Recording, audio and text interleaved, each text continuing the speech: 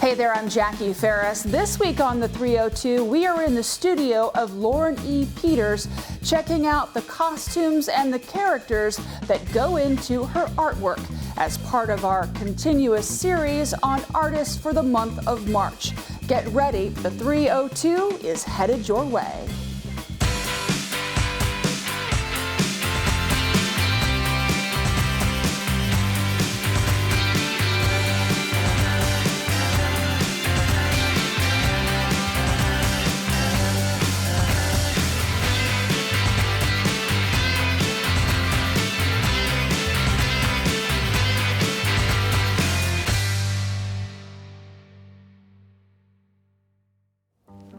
We are in the studio of artist Lauren Peters, and hopefully soon in the mind of the artist. She joins us now to talk a little bit about your work. Thank you so much for joining us. My pleasure. Thanks for having me. So you are a self-portraitist, is that correct? Sure. Yeah, we can say that. Okay, well, what do you call it? What do you call it? I struggle with this because some people, have an idea of self-portraiture being really like classical, traditional, like academic, and that is not totally what I do.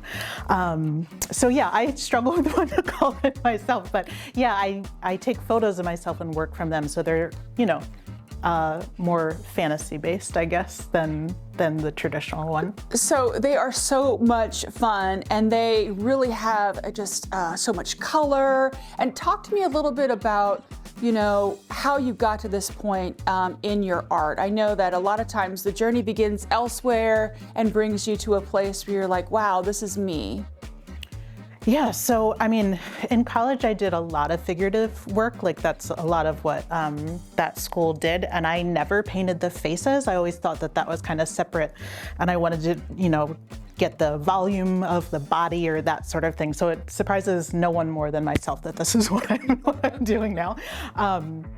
But yeah, I didn't paint for a while, and I just was looking through a magazine trying to get back into like just finding something to do to present a body of work, and found a painting by Chantal Joffe that is nothing like my style, but she painted a lot of self-portraits, and I just liked the raw energy of those. And I had come from helping to costume at a local theater, so I just kind of started dressing myself up like I would costume the actors, and here we are. Fantastic. So take me through, I guess, the process. Do you just go into, you guys can't see this, and we'll show you in a minute, but on the back wall, there are all these wigs and outfits. You just go in there, or is there like you play a certain music, or you have a cocktail? How does this work? Cocktail would be helpful some days, I'm sure. I have photo days. I try not to get things too contaminated in here, and I put up a backdrop and I just go in with certain ideas or certain narratives, certain stories I'd like to tell about that particular character or persona. Sometimes what I have pictured in my head does not work at all. It's funny how that plays out, that I'm like, this is gonna be the best one, and it's, it's something that doesn't work. But yeah, I just kind of started pushing the color palette a lot more. So a lot of the wigs, which I mostly just get on Amazon at this point, are cosplay wigs, or like different, more unique hairstyles. So yeah, I just try things out. They've gotten a lot wilder, and the past year, I guess it's been, I started utilizing Rent the Runway, which I know a lot of people use to rent like dresses for weddings or outfits for work or that sort of thing, but that has allowed me to play a lot more and get things, that either I couldn't afford or, things that I wouldn't have an excuse to keep in my daily wardrobe. So yeah, that's a whole separate side of things before I put all that away and then start the painting process. So do you take the pictures yourself, or okay? I do, and just use my cell phone. And at first, like I nodded to the selfie a lot more. Like you could see my arm outstretched in some of them, and then eventually, stepped away and started using a tripod. So I just set a timer. Sometimes I flip it around so I can see what I'm doing, and other times I just kind of see what happens without me being super controlling. Mm-hmm. So where do you get your ideas from? Oh goodness, all over. There's different aspects of my own personality, that I like to kind of shine a shine a light on. Or like I've been looking at a lot of like Greek mythology or just different female characters in history. I mean, fairy tales, it's all over. And because, I've been doing this for about 8 years now, the possibilities are endless in terms of, different things I want to do and play dress up and try to embody something different or something, that is maybe undeveloped. If you were a guy, you probably would do something from Rome, because have you heard that thing about how often men think about the Roman Empire? So, yes. Yeah. I mean, just, not without gendering at all. I mean, it is like, when I was little, we had Sherry Lewis, was it from Lamb Chop? She had a 1-minute Greek myths book that was one of my favorites when I was a kid.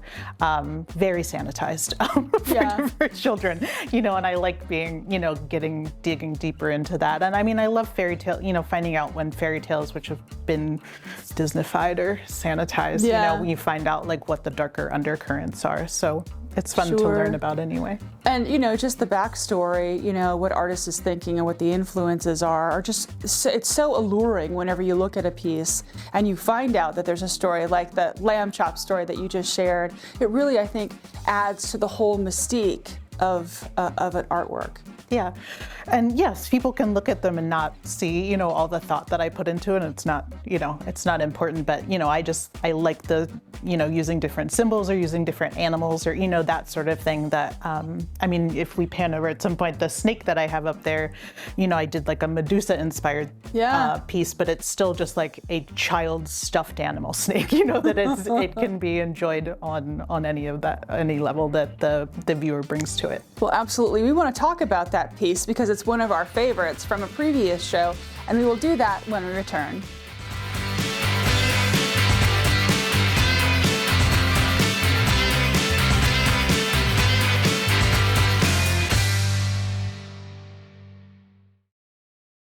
My name is Nicholas Sarator. I'm the exhibitions director for the Rehoboth Art League, and 302 is the place to find out all the art happenings in Delaware.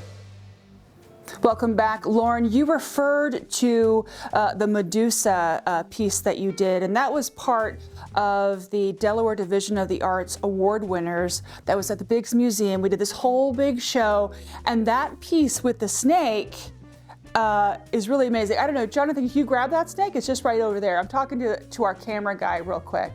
So just hand that to Lauren. Yeah, so this is the magic. So how did you get this idea? You talked about mythology. You were just sitting there one day and you're like, oh, Medusa. Yeah, I mean, I also love the snake appearing like in like the biblical mythology with Eve, like the snake, kind of playing this more evil role. But then I remember reading somewhere about, I think it's Victorian jewelry. This snake was given to like your lover to mean like that you're, going to like be with them forever. So like, I just love, when you're talking about, like judging somebody else by their appearance or, judging like whoever this is in this portrait, that whatever it is you bring to the table, like it is how you read the symbol in that. So that's why I kind of looked for different animals or different things that could mean different things. When you look at the portrait, you really have kind of an attitude. You can kind of see it. It's kind of like they're characters. Do you ever like name these I guess subjects in your or is it just kind of like you taking on this persona? I don't think of myself as the person very often, and I think it's helpful. It's a lot to paint your face all the time anyway. So I think what's really helpful is doing the photography and then just working from the photos. Like it cuts my own, idea of self out of it. Like I'm just trying to recreate the photo as best as possible. So I don't typically name them, but I put something in the title, referencing what I was thinking about at the time. I can imagine. There's also one where you have these glasses. They're like the small circular glasses. And I can't think of the exact imagery, but I remember being struck by it, that is a sassy photo. Yeah, and for the most part, the photos are like I have just my resting face on. Like I don't typically make, other than like my eyebrows go up or down a little bit, but other than that, it's just interesting what comes out when you're painting. You know, like you make a brush stroke slightly different, and because there's so many, muscles in the face that you change them just a little bit, and it changes what somebody else's face looks like, or the expression they're making. Same thing goes in the paintings. Do you go into it with like, okay, well, I'm gonna, use my eyebrows. My attitude is this. Do you like change in any way whenever you're in the creative space? Kind of, not, I mean, just in the big picture. I mean, the ones that I started doing 8 years ago were much more timid, just in terms of like my overall, like I did not, and I still don't really like my picture being taken. Like I'm not that comfortable in front of the camera. So I can see my own personal growth in terms of like how the photos started and how they are now, and that I can more confidently approach that part of the process. That really is amazing to hear, because you are the subject of your work, and it's all so beautiful and telling. There's a portrait on the wall, and you've got these beautiful feathers and the blue wig. Talk to me about that. I mean, it seems like you're asking a question in this picture. Yeah, I think that's what I've always tried to do, while I'm questioning myself, I'm questioning the viewer, and then also asking the viewer to kind of question their own, their own self in terms of how they're responding, or, how they think of themselves, because that's kind of what this whole project's done for me. Yeah, and there are a couple, the one below it, you have a woman in two furs, a blue wig, and she's almost got like I don't want to say it's like sunbeams, from the back of her head, almost like it's sort of a homage to Madonna, sort of. Yeah, for sure. I mean, there's just like a language that we've all learned, whether intentional or not, about, how like female women are portrayed in art.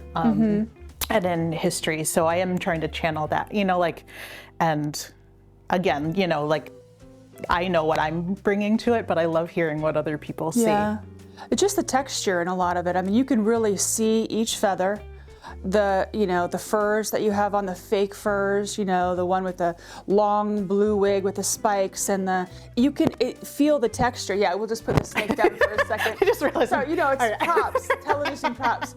I mean, can you talk to me about the technique? I mean, because you can really see all of the different textures in your work, and it's really cool. Thank you. Yeah, I actually grew up in the family business of dry cleaning, so I just grew up around a lot of clothing, and so I feel like that is just something that's innate inside of me, is knowing that, I was talking to somebody once, and he was just like, I just love that I feel like I know what the weight of each like piece of cloth or, each fabric is. And I was like, then I'm achieving my goal. Like that's something that I just really enjoy. Like I love the hair, and I love, the fabric. And most people can tell that that's what I really like digging into. So when we come back, we're going to talk a little bit more about what you like to dig into, because we, as part of our artist profile, dig you and want people to know all about you. So we'll be right back.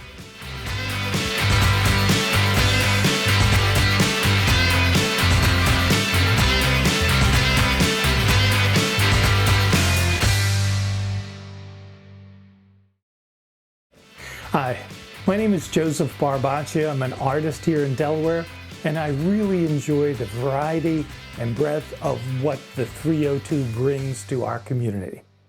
Welcome back. We are in artist Lauren Peters' studio, and we've kind of flipped things so we can show you that wall we were talking about with all of these wigs and all of the different looks that she uses in her work. This is amazing to draw from this. You just sometimes just randomly go, today I'm going to do this, and pop that wig on and do your thing.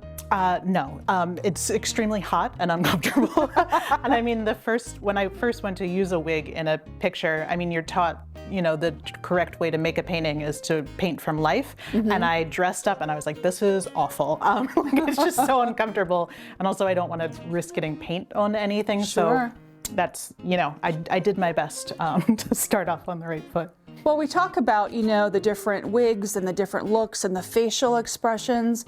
There are a number of your portraits where you don't see the face, and it's intentional, where you have your arms up, or you're just kind of like showing indifference to the camera by, turning the cheek.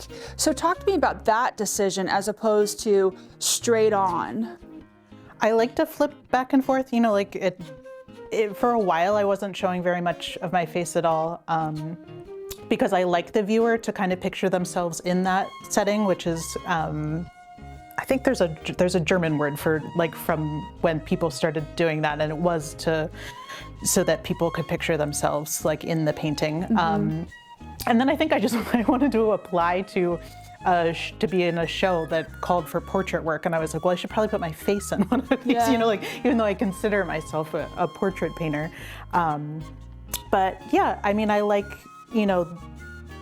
I feel like I'm like that in real life, that part of me wants to hide, part of me is confrontational and trying to find the balance in between those two things. So I do the same thing with my work, as I would imagine most people, have two sides to how they approach things. What's the hardest part about your art for you?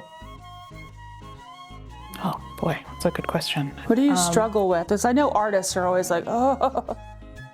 I mean, I didn't paint for 10 years, and I always thought it would be something I would get back to. And I thought, when I retire from finding a real job someday, I'll get back to it. So I don't know that I obviously have problems with, things at all, but still it hasn't lost its shine that I get to do this, that it's still, the overall, trying to answer such a large question. Yeah. I'm still just amazed that I've been able to do this, I have part-time jobs, but this is my full-time job. What a dream is that? Why would I complain about that? Oh, I know all about hard? It, trust me. Yeah. Yeah, do you feel like this is a stop in your destination, like a milestone? Do you feel yourself, thinking about where do I go from here and how do I morph this or go in a different direction? Or are you just kind of sitting with where you're at now? I mean, it's been a weird year after winning the fellowship from the Delaware Division of the Arts. Congratulations, by the way. It had been my goal to make really big paintings, and I was like, I don't know when I'll ever be able to afford to do this. And so, getting to actually get that, I was like, oh shoot, I better come up with some new big goals. Yeah. So I just sat down, I think it was this week, and just made a list of, I'm like, well, what do I want to do in 2024? And I filled a sheet of paper, and I still, every time I approach it, I keep thinking oh, I've been doing this for 8 years, not even thinking it would last, more than that initial show. But there's still just more as I get to be a better artist, more I want to be able to do.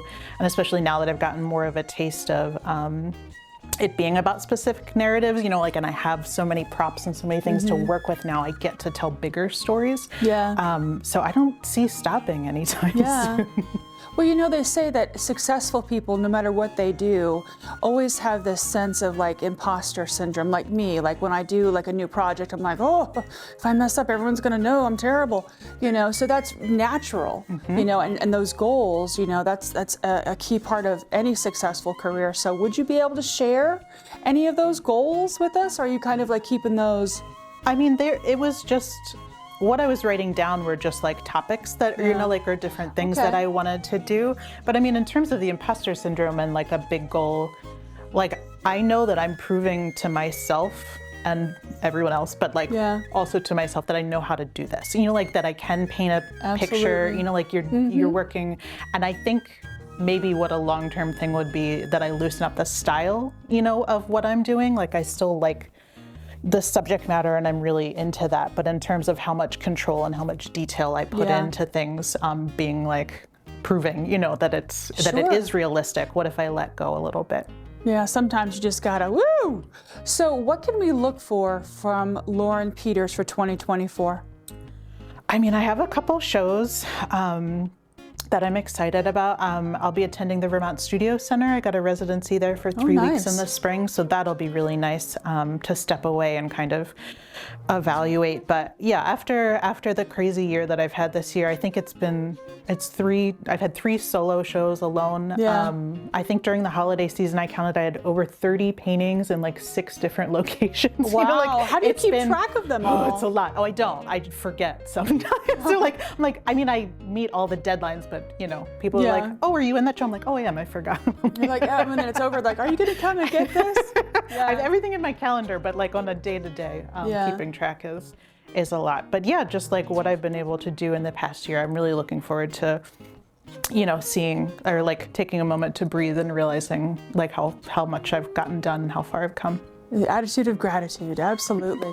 So if, you know, we've been showing your work all the way through this show, and I know there are going to be people out there, they're going to be like, oh my gosh, you know, I want to like reach out to you, I want to buy some of your work. Do you have a website?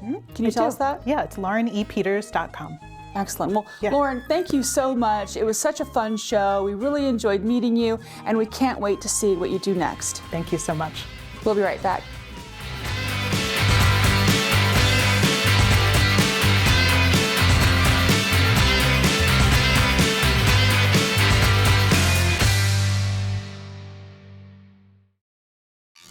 Are you enjoying our chat with artist Lauren E. Peters? If you happen to come across some of her work out there in Delaware and the region, make sure you snap a picture and share it with us on Facebook. Now, here are some other things you might want to check out.